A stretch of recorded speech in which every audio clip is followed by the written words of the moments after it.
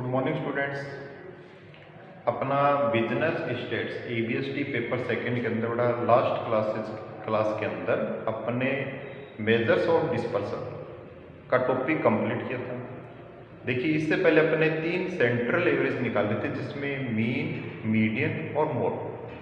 जो तीनों जो एवरेज होते हैं, बड़ा सेंट्रल एवरेज होते हैं, वो अपनी रियल वैल्यू के उसके अंदर कितना डिस्टेंस होता है, यानी या तो रियल वैल्यू के काफ़ी नज़दीक होते हैं, नियर होते हैं, या उससे डिस्टेंस या तो बहुत ज़्यादा होता है या डिस्टेंस थोड़ा कम होता है। नेगेटिवली भी हो सकता है, पॉजिटिवली भी हो सकता है। ये अपने इसके अंदर देखा, तो वो जब रियल वैल्यू से कितने दूर और कितने पास है, वो वेरिएंस या उसका जो फ्लक्चुएशन देखने के लिए अपन ने डिस्पर्सन कैलकुलेट करते हैं। आज अपन एक इसका नया टॉपिक ले रहे हैं, इसके अंदर मेजर्स ऑफ स्क्यूनेस। देखिए, आप 3 सेंट्रल एवरेज निकालते हो, बड़ा मीन, मीडियन और मोड, लेकिन तीनों के जो आंसर है वो अलग अलग मिलते हैं आपको। मीन का आंसर अलग मिलता है, मीडियन का अलग मिलता है, मोड का अलग मिलता है। ये क्या कारण है कि इसके अंदर तीनों के आंसर सेम नहीं होते हैं? इसका कारण ये होता है कि बेटा कि यदि कोई भी सीरीज है, यदि वो साइमेट्रिकली यदि डिस्ट्रीब्यूटेड नहीं है, इसको हिंदी में बोलते हैं सममितीय, यदि वो साइमेट्रिकली यदि डिस्ट्रीब्यूटेड नहीं है, तो उस स्थिति के अंदर उसका मीन, मीडियन और मोड है, उसका जो आंसर है वो अलग अलग आएगा।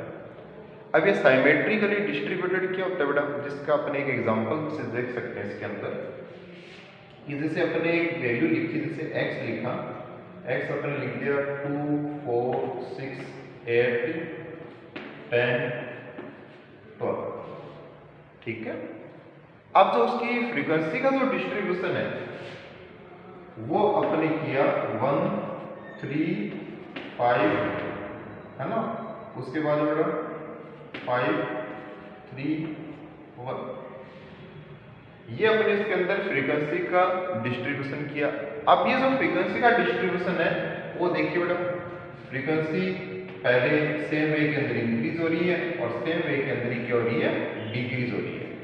तो इसके अंदर यदि सबसे पहले जैसे फ्रीक्वेंसी बड़ा कम, फिर ज़्यादा, फिर उसके बाद में मैक्सिमम होने के बाद उसी वे के अंदर यदि वो डिक्रीज हो जाती है तो वो साइमेट्रिकली डिस्ट्रीब्यूटेड सीरीज कहलाती है। और साइमेट्रिकली जो डिस्ट्रीब्यूटेड सीरीज होती है ना बेटा, उसके अंदर जो उसके मीन, मीडियन, मोड है और उसका जो कर्व है ना, वो हमेशा इस टाइप से कर्व मिलता है।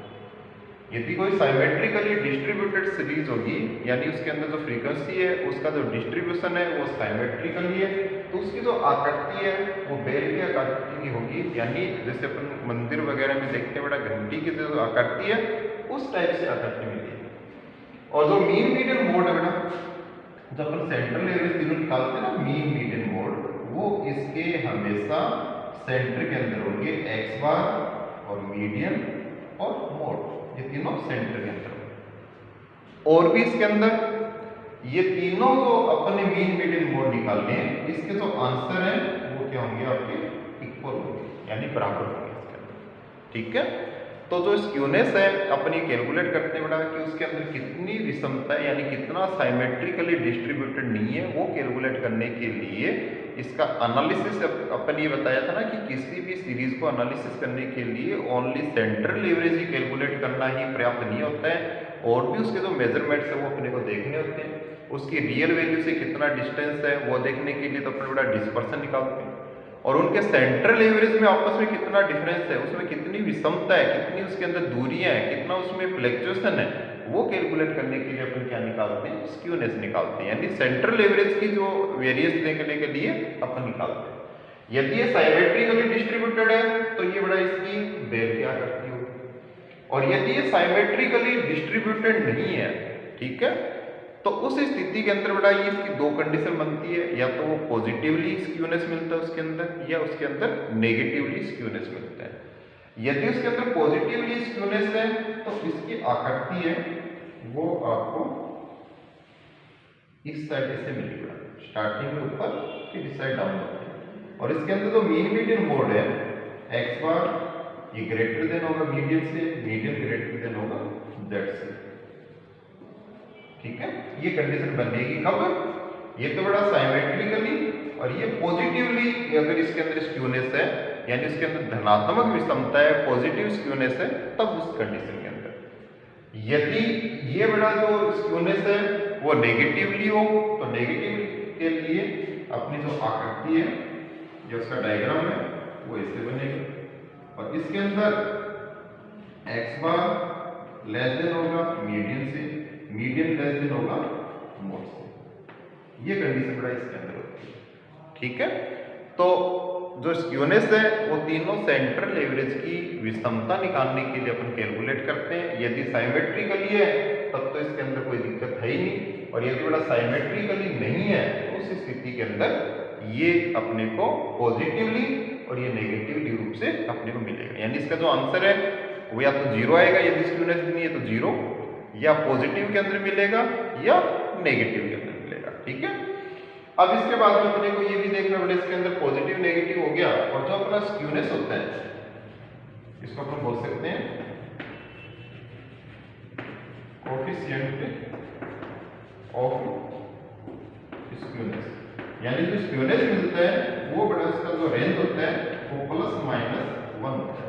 यानी इसका जो डिस्टेंस होता है 0 से या तो +1 तक या -1 तक इसका डिस्टेंस होता है, इतना इसके अंदर स्क्यूड होती है ये। लेकिन इसके अंदर दो मेथड है, यदि कैलकुलेशन मेथड लग रहा है तब तो इसको बड़ा इतना माना गया। एक इसके अंदर और मेथड है, बाउले मेथड है, यानी बाउले मेथड के अंदर कितना होता है, इसका जो डिस्टेंस है वो ±3 तक भी इसको माना गया है इसके अंदर। यानी 0 से या तो +3 तक इसका स्क्यूनेस मिलेगा या 0 से -1 तक इसका स्क्यूनेस मिलेगा। ठीक है, तो उस स्थिति के अंदर बेटा इसका जो रेंज है वो ±3, अदरवाइज यदि कैलकुलेशन मेथड अगर अप्लाई कर रहे हो तो इसके अंदर +-1 तक इसका स्क्यूनेस है वो माना गया। ठीक है, तो ये बड़ा इसकी बेसिक टर्म्स के अंदर। अब अपन किसका वेरिएंस निकालेंगे, मीन मीडियन मोड, यानी तीनों सेंट्रल एवरेज है उनमें कितना वेरिएंस है वो अपन कैलकुलेट करते हैं स्क्यूनेस के द्वारा। इसका बेसिक समझ में आ गया। अब इसके अंदर अपना अगर इसको कैलकुलेशन करने के लिए इसके मेथड्स लेते हैं तो इसके अंदर बड़ा आपके जो सिलेबस है उसके अंदर दो मेथड्स हैं वो इसके अंदर आपको लगाने हैं। इसके अंदर पहला मेथड है स्क्यूनेस निकालने के लिए वो है कार्ल-पियर्सन मेथड, और दूसरा इसके अंदर है बाउले मेथड। ठीक है,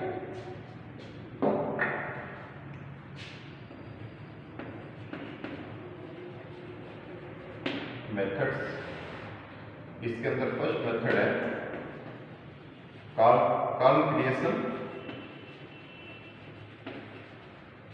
मेथड, और दूसरा कार्ल-पियर्सन मेथड के बाद में है बाउले। ठीक है, ये दोनों मेथड है बेटा जिसके द्वारा अपन इसको स्क्यूनेस को कैलकुलेट करेंगे। अब सबसे पहले अपन लेते हैं तो कार्ल-पियर्सन मेथड है, इसके अंदर बड़ा स्क्यूनेस निकालने के लिए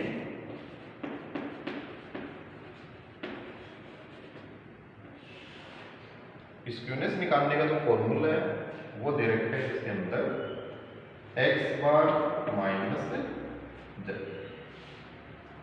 अब x बार आपको कैलकुलेट करना आता है बेटा, है ना, और मोड है यानी z है वो कैलकुलेट करना आता है, चाहे वो इंडिविजुअल सीरीज हो, डिस्क्रीट सीरीज हो, चाहे क्वांटिटी सीरीज हो। उसके अंदर अपन इसको सो माइनस कर देंगे x माइनस z, तो इसका स्क्यूनेस पता लग जाएगा, क्योंकि इन दोनों के अंदर ही तो है। इसके अंदर जो फर्स्ट है बेटा वो मीन होता है, और लास्ट इसमें मोड होता है, बीच में मीडियन होता है, तो उसके अंदर अपने को पता लग जाएगा। यदि इसके अंदर बड़ा मोड क्लियर नहीं है, देखिए अब आपका एक यहाँ पे बेनिफिट मिलेगा कि अब आपको मोड कैलकुलेट करना है वो ओनली बाय इंस्पेक्शन मेथड करना है। ठीक है, इसमें ग्रुपिंग मेथड अप्लाई नहीं करना है, ओनली इंस्पेक्शन मेथड से आपको मोड कैलकुलेट करना है। यदि मोड क्लियर नहीं है तो उस स्थिति के अंदर ये फॉर्मूला आपका क्या हो जाएगा, 3x बार माइनस m। ठीक है, यदि मोड क्लियर नहीं है बेटा तो अपन कौन सा फॉर्मूला लगाएंगे, 3x बार माइनस m, ये फॉर्मूला लगा के अपन कैलकुलेट करेंगे। यदि आपको कोफिशिएंट ऑफ स्क्यूनेस पूछ रखे हैं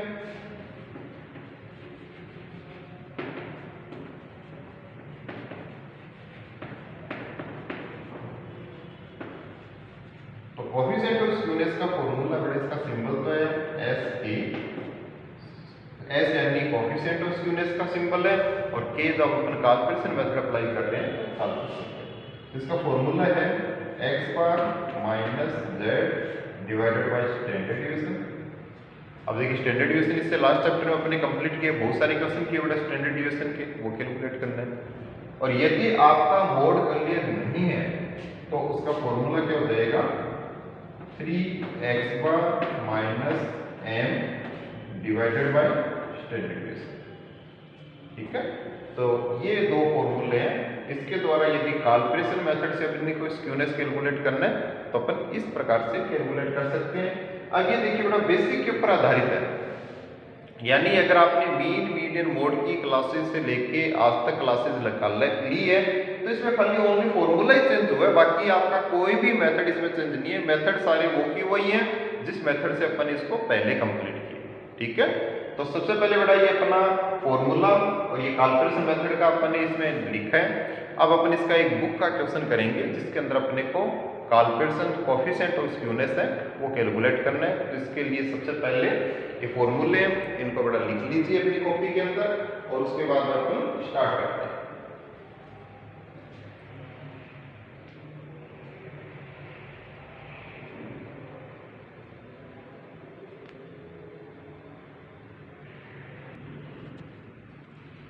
देखिए बेटा आपकी बुक का फर्स्ट क्वेश्चन ही दे रखा है, कैलकुलेशन मेथड है। अब इसमें कह रहा है कि calculate skewness and its coefficient from the following series. अब इसमें कह रहा है कि first child get 10 marks, second child get 9 marks, third child gets 7 marks, fourth child gets 5 marks, fifth child gets 3 marks, और सिक्स्थ चाइल्ड है वो प्राप्त कर रहा है कितने 2 मार्क्स। अब देखिए इसके अंदर जो अपने चाइल्ड है वो दे रखे हैं फर्स्ट से लेके 6 तक, और उनके द्वारा जो मार्क्स इसके अंदर गेट किए गए हैं, प्राप्त किए गए हैं, ऑब्टेन किए गए हैं, वो बेटा इसके अंदर इंडिविजुअली अपने आप में एक ही है। तो सबसे पहले इसके अंदर यदि इंडिविजुअल सीरीज के अंदर यदि मोड कैलकुलेट करना हो तो मोड कैलकुलेट करने के लिए देखिए बेटा इसमें कोई भी आइटम है या कोई भी जो वेरिएबल्स है या कोई भी जो मार्क्स है बेटा वो अपने आप में रिपीट नहीं हो रहा है, यानी प्रत्येक मार्क्स है, प्रत्येक वैल्यू है वो सिंगल बार आ रही है, सिंगल टाइम आ रही है, उसका रिपीटेशन नहीं है। तो यदि इंडिविजुअल सीरीज के अंदर अगर मोड कैलकुलेट करते हैं तो इसके अंदर बेटा जो आइटम, जो वैल्यू, जो वेरिएबल सबसे ज्यादा बार रिपीट होता है वही मोड होता है।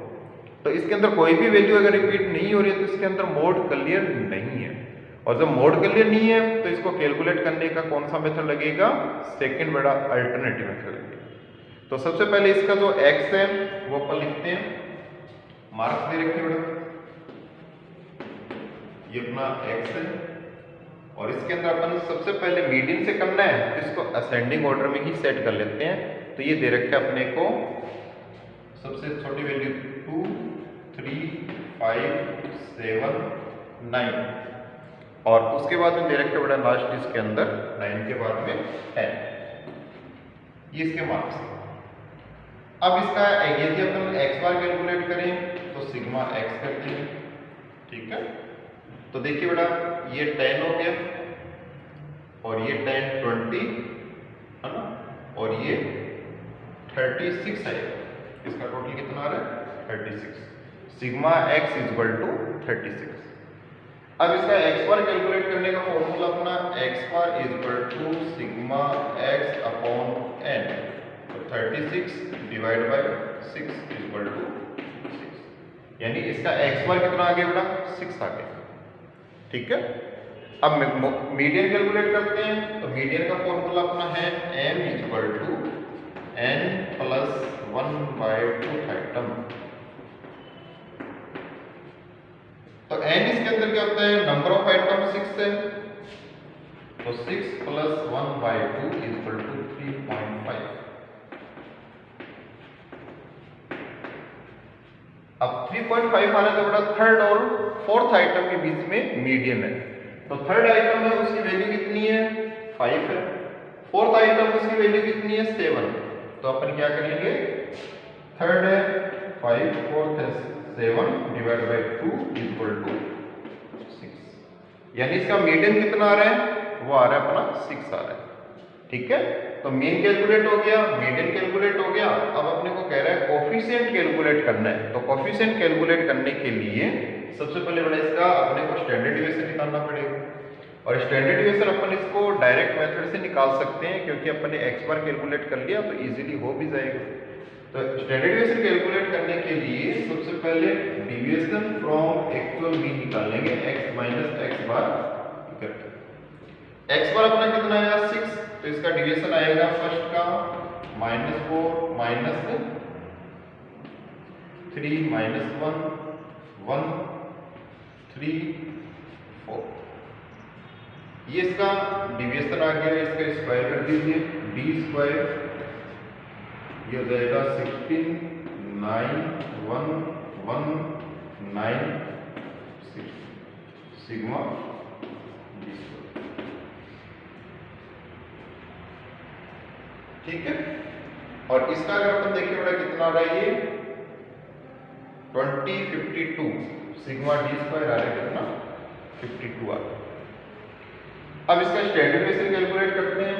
Standard deviation is equal to sigma d square divide by n इसका अंडर। ठीक है, अपना कितना बड़ा ये 52 है डिवाइड बाय 6 और इसका रूट। ये कैलकुलेट करेंगे तो इसका स्टैंडर्ड डिविएशन आ जाएगा। तो इसका स्टैंडर्ड डिविएशन बड़ा अगर अपन देखें तो अपने को दे रखा है 52 डिवाइड बाय 6 और उसका अंडर रूट करेंगे तो ये आ रहा है अपना 2.94।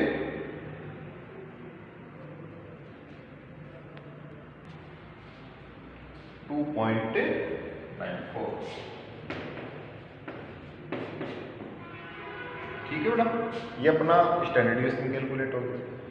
अब इसके बाद स्टैंडर्ड डिविएशन कैलकुलेट हो गया, अब अपने को निकालना है क्या, पहले स्क्यूनेस निकालना है। स्क्यूनेस इज इक्वल टू, अब कौन सा फॉर्मूला लगाना है, जेड वाला तो लगाना नहीं है क्योंकि अपने फॉर्मूला यूज अल्टरनेटिव किया है, तो अल्टरनेटिव फॉर्मूला लगाना है इसमें। तो इसका फॉर्मूला अपना 3x बार माइनस m, तो इसमें 3 6 माइनस 6 इक्वल टू ZDRO 0, यानी इसमें स्क्यूनेस नहीं है। जब बड़ा स्क्यूनेस नहीं है तो कोफिशिएंट भी 0 ही आना है। सेकंड इसका फॉर्मूला तो लगा सकते हैं, coefficient of skewness equal to 3x bar minus m divide by standard deviation.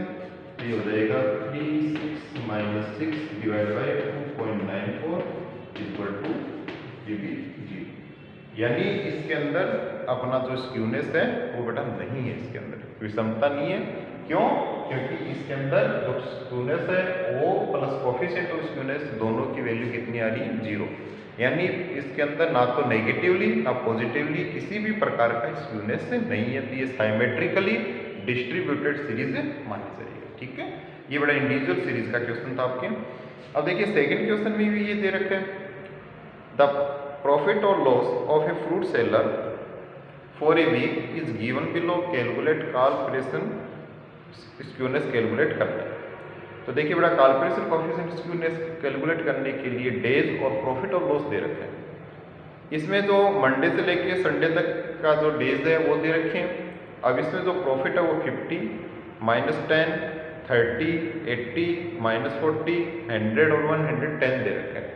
यानी इसमें भी कोई भी प्रॉफिट या लॉस है, यानी कोई भी प्रॉफिट की अमाउंट या कोई भी बड़ा लॉस की अमाउंट है वो रिपीट नहीं हो रही है। इसमें जब रिपीट नहीं हो रही है तो अपने को सेम इसी वे में कैलकुलेट करना है। पहले x बार कैलकुलेट करेंगे, फिर मीडियन कैलकुलेट करेंगे और उसके बाद में इसका अपन कोफिशिएंट ऑफ स्क्यूनेस है कैलकुलेट कर देंगे। क्योंकि इसके अंदर बेटा जब अपन इसको सेट करेंगे असेंडिंग ऑर्डर के अंदर, तो ये ध्यान रखना है कि सबसे बड़ी जो संख्या माइनस की है वो सबसे छोटी होती है। तो सबसे पहले -40, फिर -10, फिर उसके बाद में 30 50, जो भी आगे 100 110 वैल्यू है वो इसमें पुट करनी है। ठीक है, तो ये क्वेश्चन आपका हो जाएगा। ऐसे इसका थर्ड क्वेश्चन है मैडम, वो भी इंडिविजुअल सीरीज का है जिसके अंदर अपने को इसी टाइप से इसको कैलकुलेट करना है। ठीक है, अब नेक्स्ट इसका जो फोर्थ नंबर क्वेश्चन है वो बड़ा इसके अंदर डिस्क्रीट सीरीज का क्वेश्चन है जिसके अंदर अपने को स्क्यूनेस कैलकुलेट करना है। Find out Karl Pearson's coefficient of skewness from the following data. Size दे रखे इसके अंदर 58, 61, 62, 60। इसको बड़ा सबसे पहले अपन असेंडिंग ऑर्डर में सेट करेंगे और फ्रीक्वेंसी दे रखे हैं। तो इसको कैलकुलेट करने के लिए सबसे पहले इस सीरीज को एक्स और इसकी जो फ्रीक्वेंसी है सबसे पहले अपन उसको पुट करेंगे। देखिए बेटा ये क्वेश्चन ये आपकी बुक का है, 4th क्वेश्चन है। सबसे पहले इसको मैंने असेंडिंग ऑर्डर के अंदर सेट करके इसकी साइज और फ्रीक्वेंसी वो लिखी है। अब इसके अंदर बेटा अपन एक्स बार कैलकुलेट करते हैं, तो इसका कैलकुलेशन थोड़ी कॉम्प्लिकेटेड हो जाएगी, इसलिए इसके लिए अपन शॉर्टकट मेथड इसका यूज करेंगे। सबसे पहले इसका dx कैलकुलेट करते हैं। dx के लिए अपन एक संख्या अज्यूम करते हैं, जैसे 61 है, इसको अपन एज अज्यूम भी मानते हैं 61। इसका डिफरेंस लेंगे तो ये आ रहा है -3, -2, -1, 0, 1, 2 और 3। ठीक है। अब इसमें स्टेप डिवीजन अप्लाई हो नहीं रहा है तो अपन शॉर्टकट से करेंगे इसको। नेक्स्ट इसका होगा f dx, तो ये माइनस के 30, माइनस के 36, माइनस के 30, 0, 35, 56, 40, ये हो जाएगा सिग्मा f dx और ये हो जाएगा अपना सिग्मा f। उसके बाद में एक कैलकुलेशन और चाहिए अपने को, वो है f d स्क्वायर x, ये वो कैलकुलेट करना है। इसको बड़ा dx को और f dx को यदि मल्टीप्लाई करेंगे तो ये कैलकुलेशन भी अपने को मिल जाएगी। तो ये देखिए कितना हो गया बड़ा 90 और ये हो जाएगा आपका 72, ये हो जाएगा 30, ये 0, 35, 112 और ये हो जाएगा बड़ा 96 और 4, 144। तो इसकी calculation f d square x। अब ये कैलकुलेशन करो बड़ा इसकी सबसे पहले, किसकी कैलकुलेशन है, ये 3 फ्रीक्वेंसी का टोटल और f dx का टोटल और इसका f d स्क्वायर x का टोटल। ये बड़ा कैलकुलेशन कर दी इसकी अपन ने। अब अपन इसका निकालते हैं x bar. x bar is equal to a plus sigma f dx divided by sigma f। तो देखिए बड़ा इसमें a अज्यूम्ड मीन कितना अपना, अज्यूम्ड मीन अपना इसमें 61 प्लस 43 डिवाइड बाय 179। तो 61 प्लस अब 43 है, 43 को बड़ा डिवाइड करेंगे अपन कितने से, 179 से, तो ये आ रहा है अपना 0.24, 0.24, ये हो जाएगा 61.24। ये आ गया आपका x बार। अब अपने को क्या कैलकुलेट करना है, standard division. Standard division is equal to sigma f d square x divide by sigma f minus sigma f d x divide by sigma f का होल स्क्वायर और उसका अंडर। तो देखिए बेटा इसके अंदर अगर अपने इसको कैलकुलेट करें तो 483 divide by 179 minus 43 divide by 179 का होल स्क्वायर और इसका अंडर रूट। तो इसके अंदर देखो बेटा 483 है ना, इसको डिवाइड करेंगे अपन 179 से, तो ये आएगा 2.70 माइनस 43 डिवाइड बाय 179। इस कैलकुलेशन को करते हैं तो 43 डिवाइड बाय 179, इसका अगर अपन होल स्क्वायर करते हैं तो ये आता है 0.06। कितना आ रहा है, 0.06। इसको यदि इसमें से माइनस करते हैं तो ये आता है अपना कितना,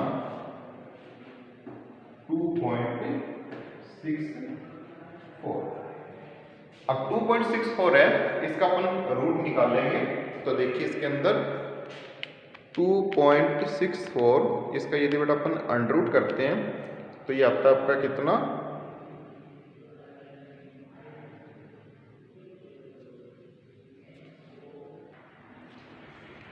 ये आ रहा है बेटा इसका कितना 1.62, ठीक है। अब उसके बाद में देखिए अपन ने एक्स बार कैलकुलेट कर दिया बेटा, स्टैंडर्ड डेविएशन कैलकुलेट कर दिया। अब अपने को ये देखना है कि इसमें मोड क्लियर है या नहीं है। देखिए इसके अंदर हाईएस्ट फ्रीक्वेंसी बेटा कितनी है, 42 है ना, और ये बीच के अंदर है ना, तो ये फर्स्ट फ्रीक्वेंसी है और ना ये लास्ट है, इसलिए मोड क्लियर है। तो यहां लिखेंगे अपन Z बाय इंस्पेक्शन मेथड,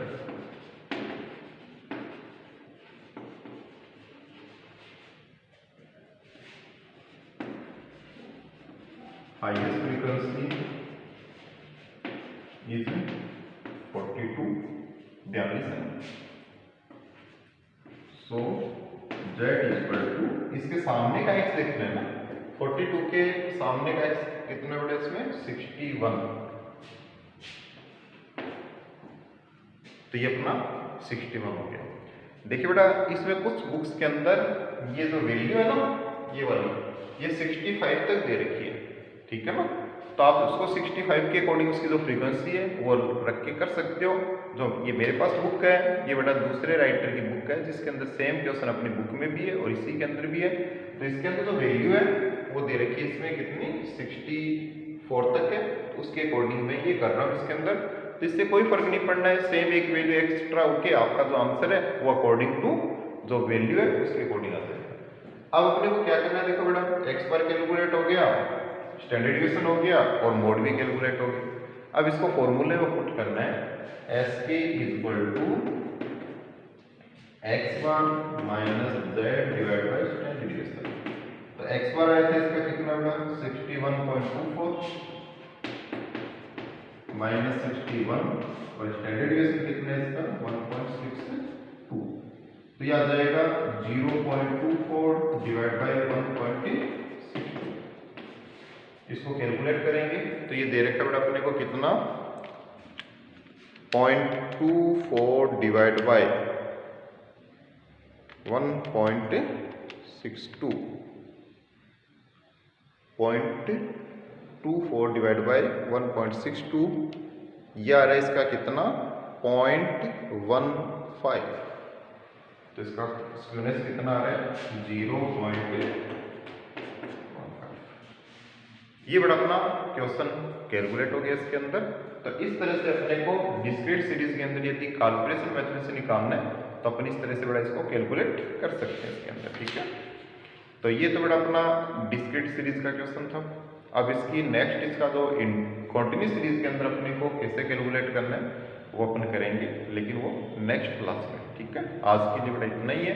यदि अपने को स्क्यूनेस और उसके अंदर कैलकुलेशन उस क्यों कैलकुलेट करते हैं, क्या होता है स्क्यूनेस, वो अपने डिस्कस किया आज की क्लास में। इसका नेक्स्ट पार्ट है वो नेक्स्ट क्लास में करेंगे। ओके बेटा।